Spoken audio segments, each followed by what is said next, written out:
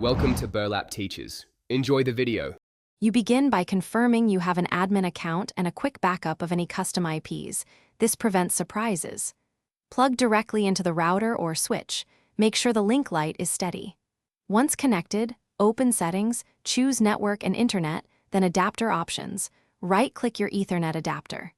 This first step ensures you are operating locally and with privileges, so the reset you perform will actually reapply default parameters, instead of failing due to permissions.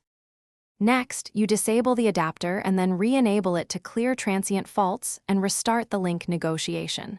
Then run command prompts, netch int IP reset and netch winsock reset, because these rebuild the TCP/IP stack and socket catalog. Make sure to restart the PC when prompted. This completes the core reset. Finally, verify whether the adapter is set to a static IP or DNS. Switch to DHCP if you want automatic. To finish, power cycle the router or modem and wait at least 2 minutes so firmware and cache is clear. Once done, run ipconfig/renew and ipconfig/all to confirm you received a lease and correct DNS. If you still lack connectivity, reinstall or update the Ethernet driver, or swap the cable and port to rule out hardware faults.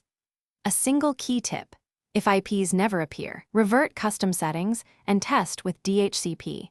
This quickly isolates configuration versus hardware causes.